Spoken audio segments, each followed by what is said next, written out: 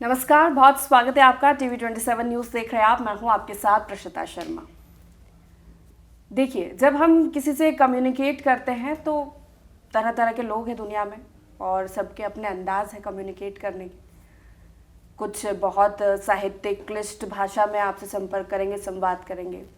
कुछ गंभीरता के साथ अपनी बात रखेंगे।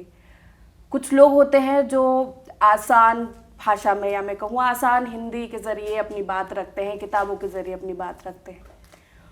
कुछ लोग होते हैं जो आसान भाषा के साथ साथ इस तरह से अपनी बात को आपके सामने पेश करते हैं कि जिससे उनकी गंभीर से गंभीर बात आपको इतनी एंटरटेनिंग लगेंगी और इतनी जल्दी समझ में आएंगी और आप उसको इतनी जल्दी ग्रेप करेंगे कि आपको खुद बाद में लगेगा कि वाह यार, ये इसने क्या कह दिया।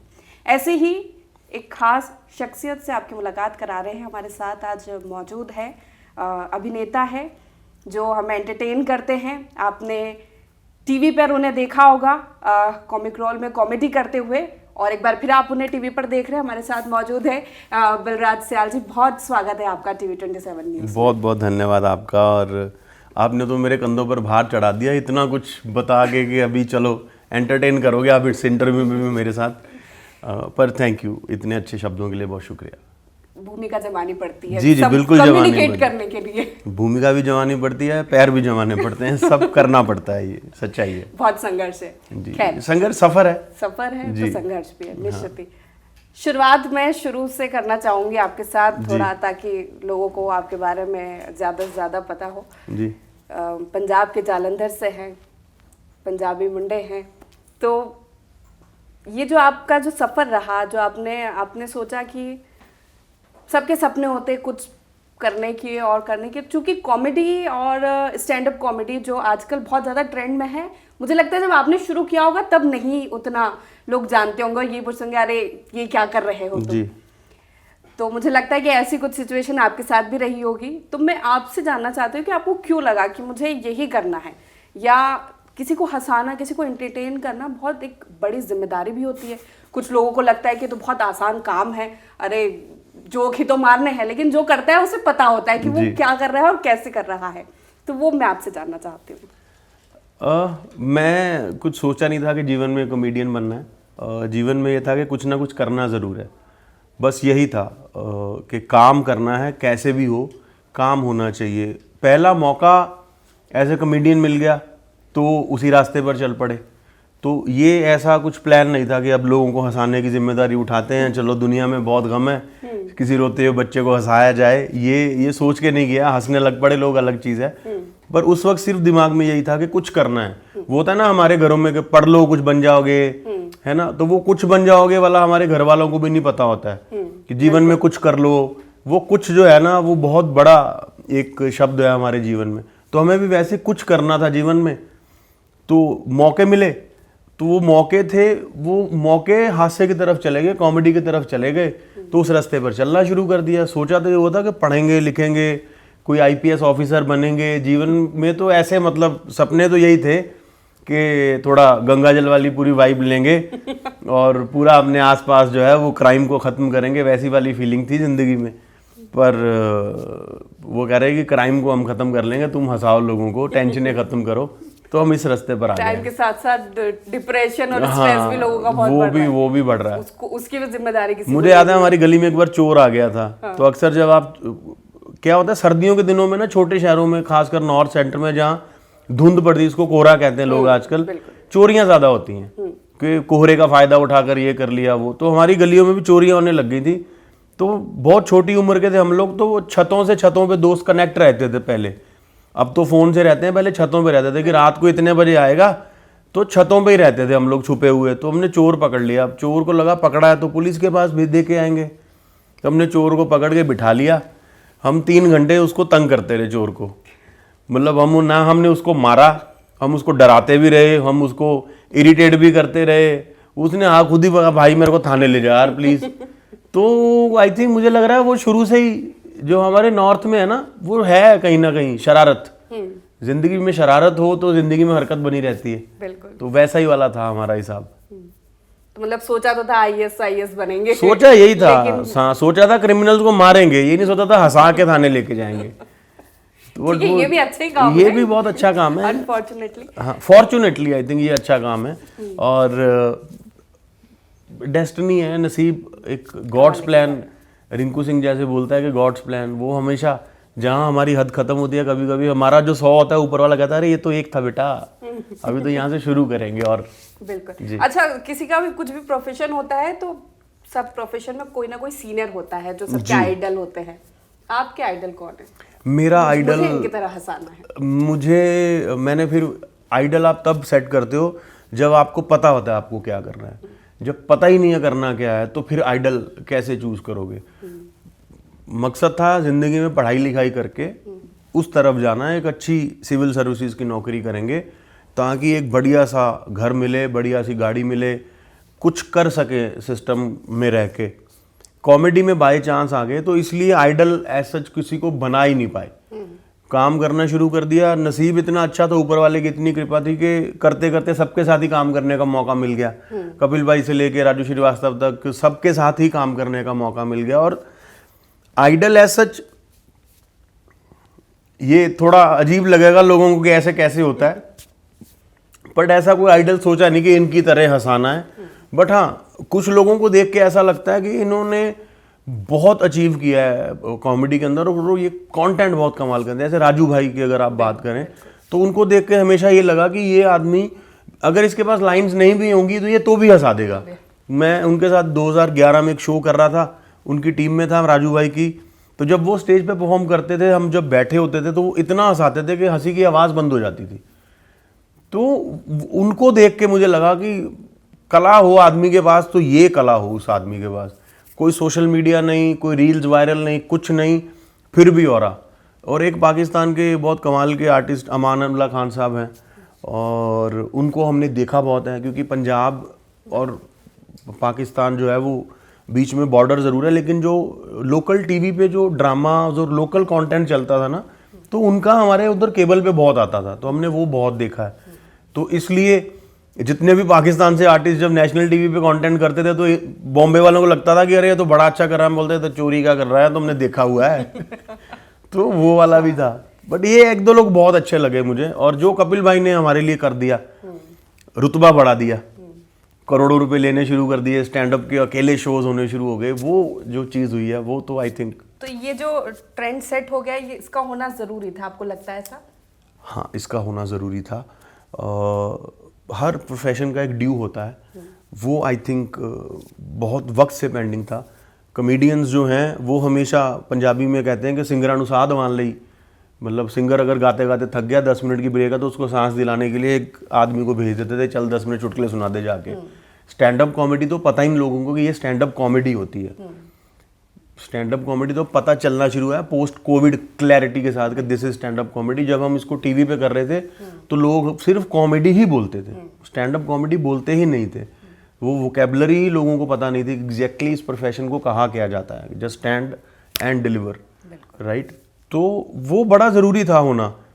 पहले सिंगर्स जो हैं as an entertainer, as a host आर्टिस्टों के साथ वर्ल्ड टूर पे जाते थे, हंसा भी देते थे, बीच में थोड़ी कंपेयरिंग, अभी तो एंकरिंग हो गई है, होस्टिंग पहले कंपेयरिंग बोलते थे पुराने वक्तों में, वो करते थे। अब आप देखो कि सिंगर सोलो शोज करने जाते हैं, तो वो जो बदला है उसका एक बहुत बड़ा हाथ जो है वो कपिल भाई का है। उन्होंने टीवी पर आकर ये बताया, वो उस कैनवस को इतना बड़ा कर दिया कि वो हजारों से करोड़ों में चला गया और उसका दायरा भी बड़ा हो गया। आपकी शुरुआत पंजाब से ही हुई? मेरी पंजाब से ही जी, जलंधर से, मेरे मम्मी पापा से। तो कॉमेडी शोज सबसे पहले हम लोग क्या करते थे, फाइनेंशियली घर की कंडीशन कोई बहुत ज़्यादा अच्छी नहीं थी। एक वक्त पे तो ये भी पोजीशन थी कि बहन को पढ़ाना है कि भाई को पढ़ाना है, तो वो बहन को पढ़ाया उन्होंने। मेरी पढ़ाई छूट गई थी बीच में, 12th स्टैंडर्ड के बाद 2 साल में पढ़ नहीं पाया क्योंकि फीस वीस देने का सिस्टम नहीं बन रहा था। 2 साल काम वाम किए, देन रियलाइज़ हुआ कि अनपढ़ता का टैग ना लग जाए 12वीं पास। तो फिर दोबारा से एडमिशन दिलवाई मेरे एक दोस्त ने मुझे। तो ये जो थिएटर और ये सब इसलिए किया जाता था क्योंकि इसमें क्या होता था, आपको एनुअल फीस में एक बड़ी रिलैक्सेशन मिल जाती थी कि अगर आपकी 100 रुपये फीस है तो जो थिएटर कर रहे हैं, और अगर आपके यूथ फेस्टिवल में ट्रॉफी पोजीशंस आ रहे हैं, तो 80-80 रुपए भी माफ हो जाते थे, मतलब 80% तक रिलैक्सेशन थी। उस चक्कर में थिएटर करना शुरू किया था। कोई कला का कीड़ा नहीं था जीवन में, ये था कि पढ़ना है, रंगमंच कर रहे हैं, थिएटर कर रहे हैं, तो फीस माफ हो रही है, ये सही है, तो ये करते हैं। वो करते करते फिर वहाँ से अपने कॉलेज में करा, अपने कॉलेज में करते करते फिर वो दूसरे कॉलेजेस में करवाना शुरू कर दिया, कुछ पैसे भी मिल जाते थे। तो जब इंडियन टेलीविज़न पर लाफ्टर चैलेंज आया था, तो रीजनल में हमेशा ये होता है कि जो शो इंडियन नेशनल पे हिट होता है, रीजनल में वो बनने शुरू हो जाते हैं। अगर कोई इंडियन आइडल सिंगिंग का हिट हुआ तो रीजनल में वैसा बनेगा, है ना। ऐसे ही लाफ्टर चैलेंज आया, हिट हुआ, तो वैसे ही पंजाबी में कॉमेडी शो बन गया। उसके ऑडिशंस होने शुरू हो गए। मुझे लगा कोई मॉडलिंग वॉडलिंग एक्टिंग का शो होगा। मैं वर्कआउट करता था, जिम में ट्रेनर था, अच्छी खासी बॉडी, जैसे भाई बोल रहे थे कैमरे के पीछे, जब आप तो ऐसे तगड़े होते थे, तो मैं उससे भी बहुत तगड़ा होता था। तो मुझे लगा कॉमेडी शो, ये एक्टिंग का आया कुछ, तो मैंने रजिस्टर कर दिया। सब लोगों को फ़ोन आ गया, हमें आया नहीं। हम अपनी तैयारी कर रहे थे पतंगबाजी की। हम जैसे कुछ जगह पर पतंग उड़ाई जाती है लोहड़ी के बाद, हमारे बसंत पे उड़ाते हैं। तो वो जनवरी के आसपास का कोई महीना था, फरवरी का। हम डोर भी ले आए, पतंगे भी ले आए। वो वैसे पतंगों को तलावा पाना कहते हैं पंजाबी, तलावा इदा पा रहे सी। रात को 11:30 फ़ोन आ गया कि सिलेक्ट हो गए। मैं कहा ये तो 300 गया पानी में। मेरे को लगा है गलत जगह सेलेक्ट हो गए, पतंगे उड़ानी थी सुबह, इसका क्या करें। तो ऐसे सफ़र शुरू हुआ है। वहाँ पहुँचे तो पता चला कि ये सब होना है। तो बस फिर वहाँ से चलते चलते आपके सामने आज यहाँ तक आ गए। तो गॉड इज वेरी काइंड। ये उम्र जो है वो तभी से है, स्कूल में, कॉलेज में। हाँ, ये वहीं से है। आप बिलीव करो, सच मानो, स्टेज पर आकर उसको एग्जीक्यूट करना अपने आप में एक मुश्किल काम है, बट ये जो है ना, ये वहीं से है। इसका मतलब ये कहीं से सीखा हुआ काम नहीं है। ये करते करते क्राफ्ट में इम्प्रूव हो गए, बट जो बेसिक बीज होता है वो घरों गलियों मोहल्लों से ही निकला हुआ है। कि मेरे को कोई बहुत लोग बोलते हैं कि कहाँ से ऑब्जर्वेशन लेके आते हो। मैं बोलता हूँ यार, मेरी गरीबी के बारे में कोई और बताएगा तो मैं एम्बेरस होऊंगा। मैं बता रहा हूँ, मेरे को पैसा भी मिल रहा है, तो मैं क्यों ना बताऊं। तो वो जॉइंट फैमिली का सेटअप, के घर के अंदर 30 लोग, किसी की शादी है तो वो मिठाई का डिब्बा लेके आ गए। वो 3 लाइनों वाली मिठाई आपने भी खाई होगी, सफ़ेद बर्फी, काला जामुन और पीले रंग की, गुलाबी रंग की चमचम। तो वो 9 पीस होते हैं एक के अंदर, तो 9 को 3 से गुना करें 27 होते हैं। तो हमारे घर में 28 लोग थे हम। तो ऑर्डर के हिसाब से चले तो मैं अगर सबसे छोटा हूं तो मेरे तक तो डिब्बा खाली पहुंचता था ना। तो वो बस चाशनी चाट के पता चलता था गोपाल की दुकान से या कि शुक्ला की दुकान से। तो ये सारी चीजें जो हैं, थोड़ा इसको हम एग्जैजरेट कर देते हैं स्क्रीन के लिए, बट ये हुई हैं चीजें कि घर के अंदर रात को अगर 30 लोग एक साथ सो रहे हैं, 30 लोग खराटे मार रहे हैं, चोर कैसे आएगा। उसको लगेगा फैक्ट्री में काम चल रहा है अभी शायद कहीं।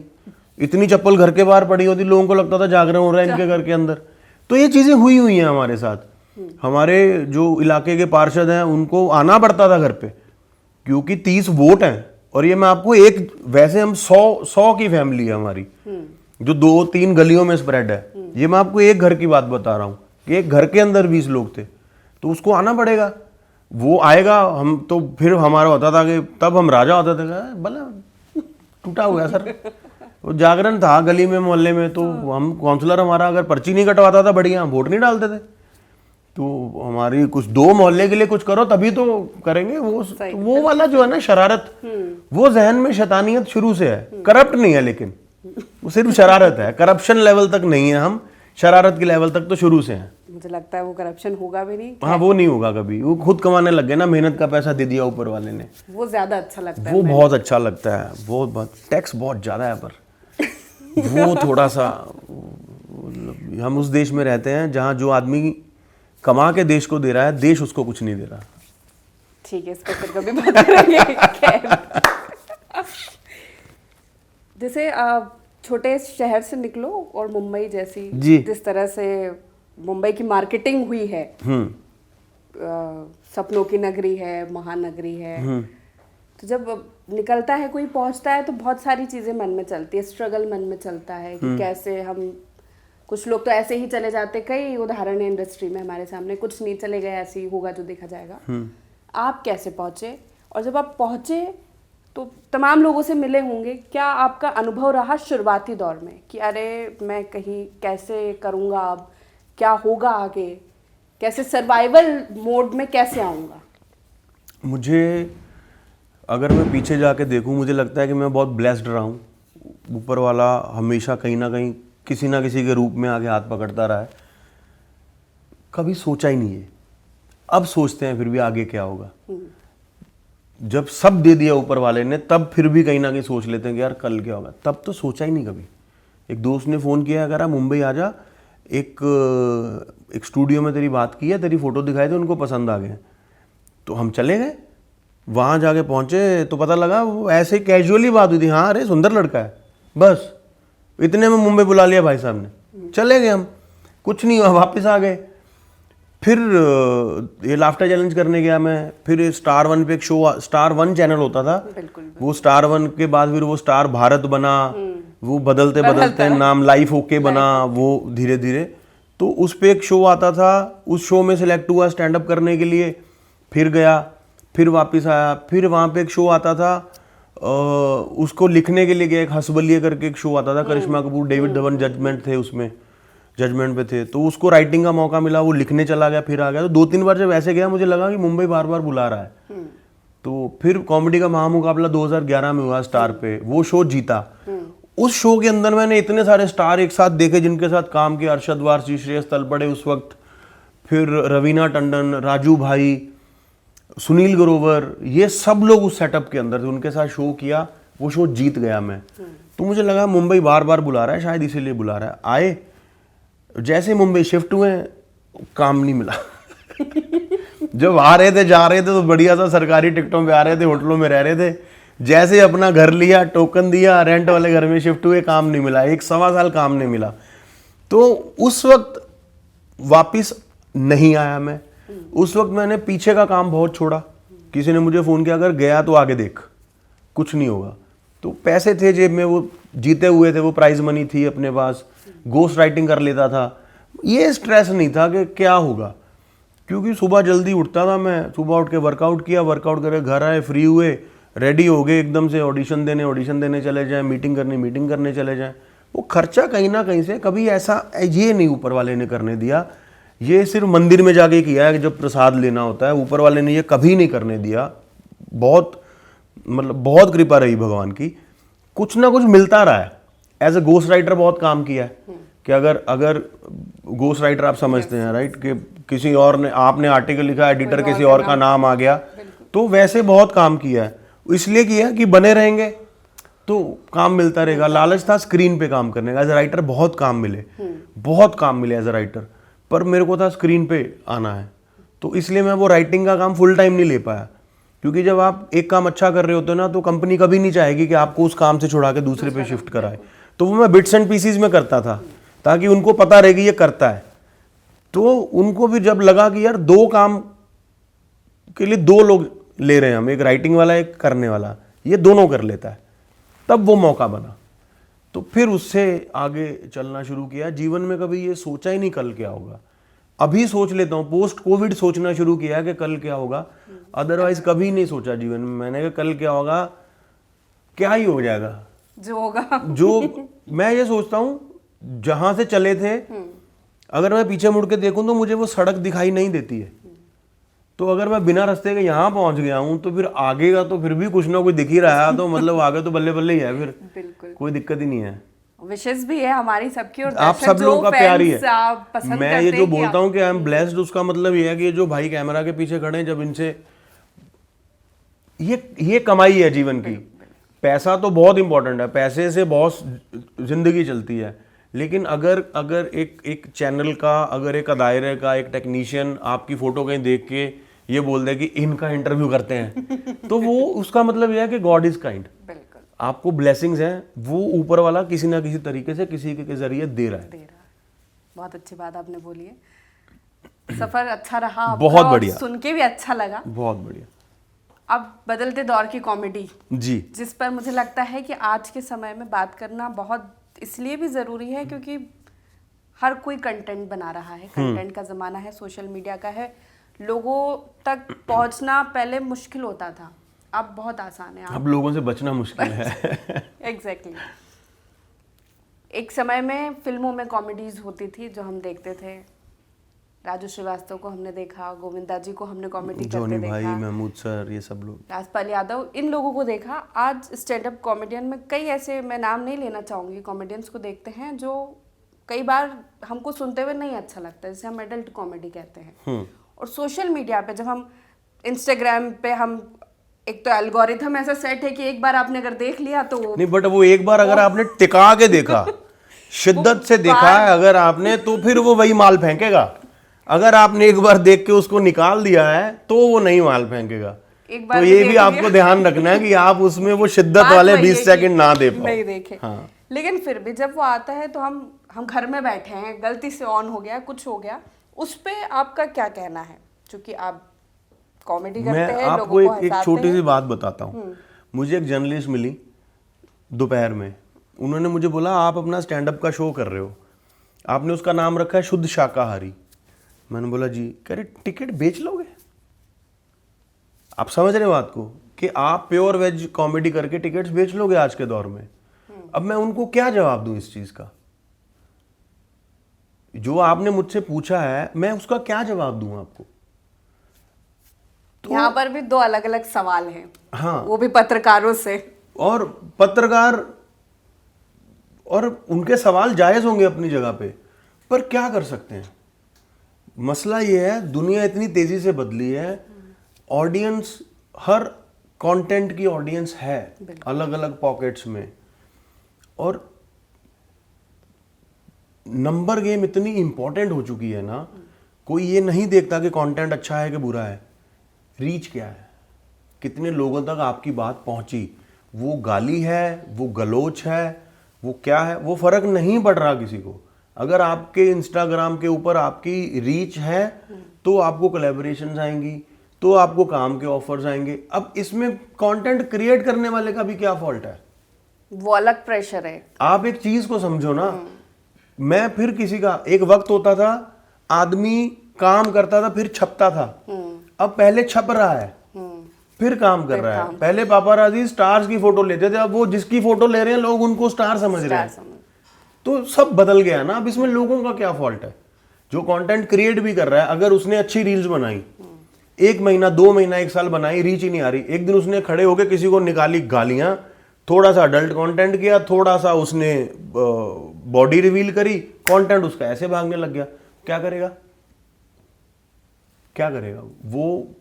मैं ये नहीं कह रहा कि उसके पास कोई और ऑप्शन नहीं है, बट हो सकता है उसने वो ट्राई करा हो। तो मैं कोई नहीं हूं मैं उनको ब्लेम करूं, उनको जज करूं, क्योंकि मुझे नहीं पता वो क्यों बना रहे हैं, किस हालत में बना रहे हैं। बट किसका फॉल्ट निकालें इसके अंदर? बट इस मामले में अमित टंडन को मैं सल्यूट करता हूं। वो आदमी, मैं जब भी मिलता हूं, मैं जब उनके साथ 1-2 बार स्टैंड अप भी करने का मौका मिला, मैं कह रहा हूं आपको देख के लगता है कि कॉमिक प्रवचन सुनने आए, बट वो नहीं हिला। उसकी इंस्टाग्राम की रील हो सकता है कि बाकी लोगों से कम चल रही हो, बट वो उस वेज कॉमेडी करता है, वो हॉल भरता है। उसने 13 साल की तपस्या करी है, लोग उसको देखने आते हैं, और वो इकलौता ऐसा है जो, वो है शुद्ध वैष्णो ढाबा, जो आपको पता है कि इसके मुंह से ही नहीं निकलेगी गलती से भी बात, जो मैं करने की कोशिश कर रहा हूं। क्योंकि हमने टीवी किया, सेंसर, हमें आदत है सेंसर की। जो मेरा प्रोड्यूसर है उसने बोला कि भैया हम ना क्लीन कॉमेडी करते हैं। मैंने बोला 2 सेट बनाते हैं, क्लीन भी बनाते हैं, अडल्ट भी बनाते हैं, दोनों ऑडियंस को कैटर करते हैं। कहा भैया ये रील ज्यादा चलनी शुरू हो जाएंगी तो फिर इधर ही चले जाएंगे हम, बिल्कुल। तो क्लीन करते हैं। तो मैं कर रहा हूँ, मुझे टिकट बेचने में दिक्कत होती है। अगर आप मेरे सोशल मीडिया पे जाओ तो मैं मीम्स बना के डालता हूँ खुद के कि मेरे टिकट नहीं बिक रहे। लोगों को आदत पड़ गई हुई है कि आओ हमारे साथ। वो क्या है ना, जिस कल्चर से हम आते हैं, इस कल्चर में गली में गाली देना अलाउड नहीं है, घर में गाली देना अलाउड नहीं है। कितने साल तक हम ऐसे रहे, अचानक से फ्रीडम मिल गई, वो एक्साइटमेंट है, वो कह रहे मजा ही आ गया, ये देखो तो क्या ही हो गया, दुनिया बदल देंगे, फ्रीडम ऑफ स्पीच और ये सब, वो एक्साइटमेंट है। नंबर गेम बड़ी हो गई। पर ये इसको प्राउड बना लेना कि नहीं, अगर कोई ऑडियंस भी जा रही है, उसको सुन के आ रही है और वो बाहर आके उसकी मार्केटिंग या ब्रांडिंग कर रही है उस तरह से, अरे हम उनकी कॉमेडी देख के आए, उन्होंने ऐसे बोला, उन्होंने ये डायलॉग दिए, उन्होंने ये गाली बकी, तो इट्स नॉट नॉर्मल ना कि ये पहुंचना चाहिए लोगों तक, इस तरह से इसमें पहुंचना किसका चाहिए। फॉल्ट है? किसका फॉल्ट? अगर आप जर्नलिज्म में आए हैं, ये आपका पैशन है, at the end of the day passion से घर नहीं चलता। आप इंटरव्यूज कर रहे हैं, आप एडिटोरियल्स लिख रहे हैं, अगर कोई आपके ऊपर है तो उस सर्कुलेशन का, नंबर का प्रेशर है। अगर सिर्फ आप सोलो हैं तो भी कुछ ना कुछ तो, हम रजवाड़े तो हैं नहीं कि कोई फर्क नहीं पड़ता कि बस कला के लिए जीवन समर्पित कर देंगे और कोई दिक्कत नहीं है ना, अकेले पहाड़ों में बैठेंगे। हम सामाजिक प्राणी हैं, सोशल एनिमल हमें इसीलिए बोला जाता है, सामाजिक जानवर है। फीड खुद को करना पड़ेगा, खुद को कहाँ से फीड करेंगे? तो उसके लिए पैसा चाहिए। और आदमी के लिए तो और मुश्किल बात है ना, कि वो किसी की बहुत अच्छी बात है कि अगर आपके पास पैसा नहीं है, आप अच्छे भाई नहीं बन सकते, अच्छे बाप नहीं बन सकते, अच्छे दोस्त नहीं बन सकते, अच्छे बेटे नहीं बन सकते, तो अच्छे आर्टिस्ट बन के क्या करेंगे फिर? तो अगर इन सब में फेल हो गया कोई, तो मुझे नहीं लगता किसी का फॉल्ट है इसके अंदर। जो चल रहा है वो चल रहा है, वक्त बदल गया हुआ है, हमको चूज करना है आपको क्या करना है क्या नहीं करना। बड़ी सिंपल सी चीज है। मैं किसी को ब्लेम इसलिए नहीं कर सकता, किसी को ज्ञान देने के लिए ना पहले जगह पे बैठना पड़ता है कि भैया तू ये मत कर, देख मेरे प्रोडक्शन हाउस में आ, मैं ये शो बना के तुझे देता हूं, तू ये कर। मैं बदल नहीं सकता समाज को, पर मैं सिर्फ इतना कर सकता हूं कि जिस कुर्सी पे मैं बैठा हूं वो गंदी ना हो, जिन लोगों के साथ मैं बैठा हूं वो दायरा मेरा क्लीन हो। दिक्कत होगी, पर्सनल नेट जोर लगाना पड़ेगा टिकट्स बेचने के लिए, बट जिस दिन बिकने शुरू हो गए फिर मल्टीप्लिकेशन होगी उनकी। मम्मी भी आएगी, बेटा भी आएगा, दादा भी आएंगे, बच्चे भी आएंगे, वो सब आएंगे, फिर वो मसला नहीं है। ऑडियंस तो हर तरह की है, ऑडियंस हर तरीके की। हालांकि जवाब आपका बहुत बैलेंस्ड था। नहीं, बैलेंस नहीं है। आप मुझे बताओ, मैं किसी का नाम लेके बोल दूं अरे वो अच्छा नहीं है, ये अच्छा नहीं, मैं ये अगर आप यहां आ जाओ मेरी जगह में, आप मुझे बताओ किसका फॉल्ट है? किसी का फॉल्ट नहीं है। आपने चूज किया सभ्यता के साथ सवाल करने, ये आप कर रहे हो। कोई चूज कर रहा है चिल्ला चिल्ला के सवाल करना, वो उसकी चॉइस है। गलत किसको बोले? नहीं बोल सकते ना। मसला ये है कि जीवन में आर्टिस्टों से ये सवाल पूछ लिए जाते हैं, उन लोगों से नहीं पूछे जाते हैं जो ये कंटेंट देख रहे हैं। राज कुंद्रा को अरेस्ट कर लिया कि वो पॉर्न कंटेंट बनाता था, देखता कौन था? उसका अगर पहला कंटेंट 0 रेवेन्यू जनरेट करके लाया होता तो वो दूसरी फिल्म बनाता, तीसरी क्यों बनाता वो? अगर इन कंटेंट से क्रिएशन हो रही है, पैसे की क्रिएशन हो रही है, फेम में ये कंटेंट बदल रहा है, तो इसीलिए तो बन रहा है ना। अगर ये फ्लॉप हो जाए, अगर अडल्टरी फ्लॉप हो जाए तो क्यों बनाए कोई? यहाँ अडल्टरी फ्लॉप नहीं हो रही, यहाँ जो साफ आप इंटरनेट खोलो, आप 2 सुबह किसी का नाम लेकर गालियां निकालो 4, ऐसे रीच बढ़ेगी आपकी। वो रील 50 मिलियन जाएगी, बाकी कोई 3000 है, कोई 3500 है, कोई 4200 है।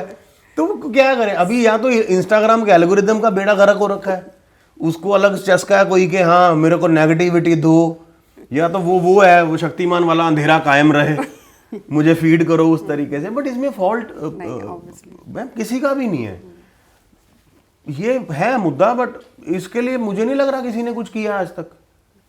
जो लोग, मैं आपको किसी का नाम नहीं लूंगा, चलो एक एग्जांपल देता हूँ। हमारी इंडस्ट्री में जो बड़े बड़े फिल्म मेकर हैं, जिनकी फिल्में लैंडमार्क हैं कि यार क्या फिल्में बनाई इन्होंने, वो लोग टिकट लेके ऐसे स्टैंड अप शोज देखने जाते हैं। तो उसका हर आदमी जीवन में अपने एंटरटेनमेंट चाह रहा है, उसको लग रहा है मजा आना चाहिए, 2 घंटे कैसे भी करके आए, उसको ये फर्क नहीं पड़ रहा। पर मैं नाम नहीं ले पाऊंगा, but I think I will make a video very soon. मैंने एक आदमी का स्टैंड अप देखा, मैं फैन हो गया उसका, इतना बढ़िया कंटेंट, इतना अच्छा सटायर और ये सब चीजें। तो वो वही बात है, एक रील देखी तो सारी सजेशन में, वो सजेशन में आते आते आते एक रील ऐसी आ गई, मुझे लग रहा है मैंने उससे गंदी लाइन आज तक अपने जीवन में नहीं सुनी है स्टैंड अप कॉमेडी में। मतलब मैं आपको वो रील दिखा दूंगा, ऑफ कैमरा दिखाऊंगा, मैं यहाँ चलते में नहीं दिखा सकता, नहीं तो मसला हो जाएगा। मैंने किसी जर्नलिस्ट को एक वो लाइन रील दिखाई, मैंने कहा भाई ये देख, अब मुझे बता क्या करें। तो वो शर्मिंदा हो गया कि पाजी यार ये तो घर वालों के सामने चल जाए तो क्या है, और मैं उस आदमी का फैन था, कि यार ये क्या कंटेंट करता है यार, मज़ा आ जाता है इसका कंटेंट देख के। पर उसकी जो लाइन थी वो, मैं अगर मिल जाए तो ये देखो आप सुनो, और ये भी पड़ा हुआ है। और एक समय के शो पे उनके मुंह से फ्लो में लाइव में एक चीज़ निकल गई तो क्या भुगता है उन्होंने। ये शूट करी हुई है, एडिट करके एडिट की हुई, पोस्ट की हुई है, और ये पड़ी हुई है वहाँ पे, वो लाइव में निकली हुई बात है। तो किसका फॉल्ट निकालें आप बताओ? तो किसी का फॉल्ट नहीं है, सभी की रिस्पॉन्सिबिलिटी बनती है। किसी की कोई जिम्मेदारी डेमोक्रेसी नहीं में है तो सब किसी चॉइस की वाली बात है ना। किसी की कोई जिम्मेदारी नहीं है, सबके जीवन में दिमाग में भसड़ मची हुई है। जिसको जहाँ सुकून मिल रहा है वो उस तरफ जा रहा है, आनंद ले रहा है। और जो ज्ञान है ना, ज्ञान की गली इतनी चिकनी है ना कि कब फिसल जाता है ना आदमी ज्ञान देते देते, ऐसे पता नहीं चलता है। बस फिर वो अपनी दुनिया क्रिएट हो जाती है। वही ये लोग हैं, अरे बढ़िया टिकटें बिक रही हैं, हॉल चल रहा है, मजे हैं, ठीक है। ये डिप्लोमेटिक नहीं है, अब इससे खुल के मैं बोलूंगा तो आप चला नहीं पाओगे। नहीं ठीक है, इतना काफी है। खैर थोड़ा सीरियस हो गया था बीच में, उसको हम आगे बढ़ते हैं।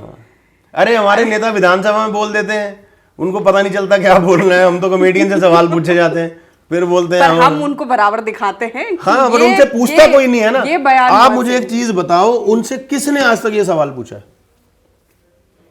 पूछा किसी ने?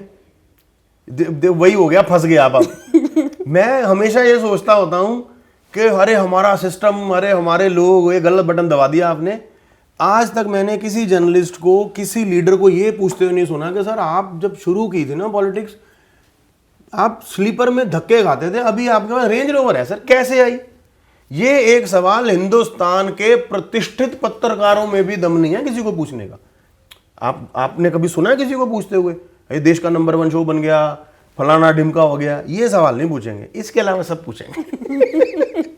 तो एक गलत की दुकान चल रही है, मैं वही कर रहा हूँ। तो ये सिर्फ ये ठीक है, जो दुनिया में चल रहा है वो चल रहा है। सिस्टम को अगर क्लीन नहीं कर सकते, कोशिश करो जहां पर खुद वो सिस्टम क्लीन रहे, अपने दायरे को ठीक रखें। हम तो मसला ही नहीं है। मैं इसलिए इधर चला गया क्योंकि हमसे ये बहुत पूछा जाता है सवाल, कॉमेडियन से हमें बड़ा टारगेट करते हैं।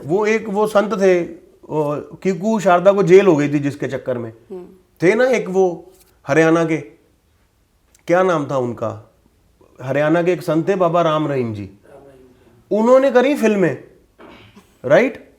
अब कीकू ने उनका गेटअप लेके एक अवार्ड शो के अंदर कैरिकेचर कर दिया। कीकू ने किसका कैरिकेचर किया? जिस आदमी ने फिल्में करी हैं। क्या गलत किया उसने? जब आप फिल्में करने लग गए तो आप एक फिल्म आर्टिस्ट हो गए ना, फिर आपकी मिमिक्री करी जा सकती है। देव साहब की नहीं हुई, बच्चन साहब की नहीं हुई, धर्मपाजी की, किसकी नहीं हुई? या तो फिर वही हो। बट मुंबई उठाने आ गई पुलिस उसको, हरियाणा से शूट कर रहे थे फिल्म सिटी में, मुंबई उठाने आ गए, कितने सतर्क हैं देखो। तो ये तो जिम्मेदारी है हमारा घर चलाने की। हमारी जिम्मेदारी है कि हम कुछ ना गलत बोलें। अगर आप मेरे साथ बैठी हैं तो मेरी ये जिम्मेदारी है कि आप मेरे मुंह से ऐसा कुछ ना निकले कि आपको अनकंफर्टेबल लगे। आप घर जाके ये ना बोले दोबारा इस आदमी के पास नहीं जाना, इससे बात नहीं करनी। हमारी सिर्फ इतनी जिम्मेदारी है, वही हम निभा पाए अच्छे से, मुझे लग रहा है बहुत बड़ी बात हो जाएगी। ये कहाँ किसी को समझाते फिरेंगे आप? देखो आपके तो हैं लोग। आज के टाइम पे तो सोशल मीडिया के जमाने में वैसे ही नहीं कोई समझ रहा। ज्ञान तो देना ही नहीं किसी को, बिल्कुल ज्ञान तो देना ही नहीं। लोग बोलते मैंने मेरे बाप की नहीं सुनी, तू कौन है बे? ज्ञान शब्द की इतनी गलत मार्केटिंग हुई है, बताइए आप। चल ज्ञान मत दे, चल ज्ञान। आप देखो ज्ञान, और आप समझ रहे हो अब इसमें किसका फॉल्ट है? जबकि ये वो चीज है, हमारे बड़े कहते थे जहां से मिले बेटा ले लो, और आजकल कहते हैं चल बे ज्ञान मत दे।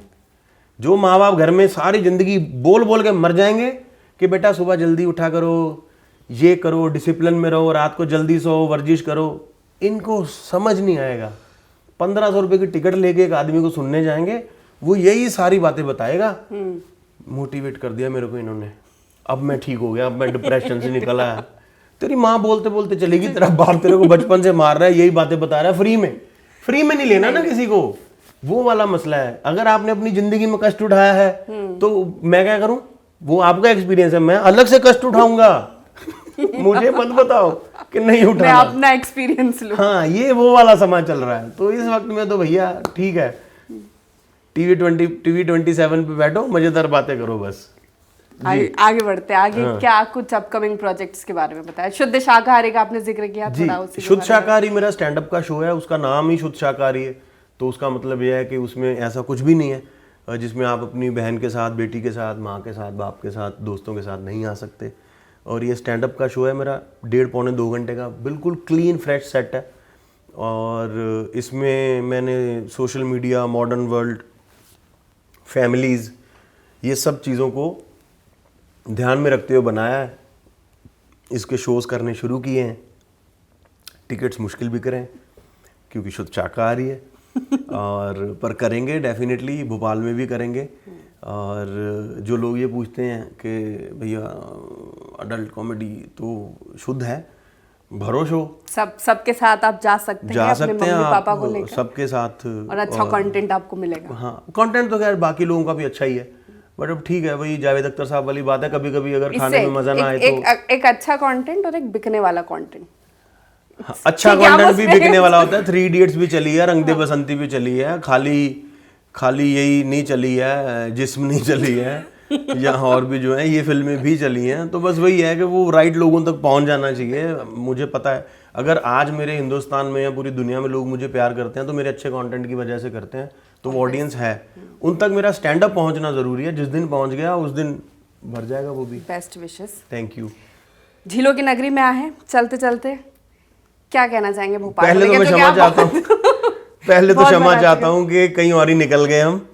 और जो भी आपके नेटवर्क को सेट करे काट देना, कोई मसला नहीं है जीवन में। ये तो भूल जाता हूँ मैं, कभी कभी कैमरास लगे हुए हैं। पर भोपाल के बारे में एक चीज़ कहना चाहूँगा कि बहुत ही प्यारा शहर है, साफ शहर है। सफाई क्या होती है यहाँ आकर पता चलता है, पीस क्या होती है यहाँ आकर पता चलता है, कामनेस क्या होती है यहाँ आकर पता चलता है। और लोग इतने अच्छे हैं। ये किताबों में सिटी ऑफ लेक्स है, बट मुझे लगता है सिटी ऑफ लव है। ये वो शहर है जहाँ पर जर्नलिस्ट भी एक दूसरे से compete नहीं करते हैं। मतलब मैंने देखा है अलग अलग दायरे के जर्नलिस्ट एक साथ घूम रहे होते हैं, एक साथ मिलने आ जाते हैं, एक साथ इंटरव्यूज़ कर लेते हैं। और थैंक यू भोपाल, आप सब लोगों का बहुत शुक्रिया। और वो पॉलिटिकल सेटअप के लिए माफ़ कर देना, थोड़ा हम भटक जाते हैं, गड़बड़ हो जाती है, कॉमेडियन है ना, तो इसलिए ज़बान फिसल जाती है हमारी। वोट नहीं मांगने ना, इसलिए सोच समझ कर नहीं बोलते आजकल तो वो भी सोच समझ के नहीं बोलते हैं। वही तो मुझे लगता है उन्हें भी चिंता नहीं है। हाँ, उनको एक्चुअल में बात सही है, नहीं उन्हें चिंता नहीं है। वो आजकल वोट ऐसे थोड़ी मांगे जाते हैं कि हमें वोट दो। आजकल बोलते हैं उसको मत देना उसने ये खराब किया है, तो बस जो उसको नहीं देगा तो वो किसको देगा, वो इनको देगा। तो वो ये वाला सेटअप है। मैं भाई एंटी बीजेपी एंटी कांग्रेस नहीं हूँ, बात बताई है। बहुत शुक्रिया हमारे साथ जुड़ने के लिए और इतनी अच्छी बातें करने के लिए। और हम चाहेंगे कि बार बार आपसे मुलाकात हो जी, और आपके शो पर भी आपसे मुलाकात हो। बहुत शुक्रिया बलराज जी, हमारे साथ भेजेंगे जल्दी। TV 27 न्यूज़ की इस खास पेशकश में फिलहाल इतना ही। देखते रहिए, बने रहिए हमारे साथ। नमस्कार।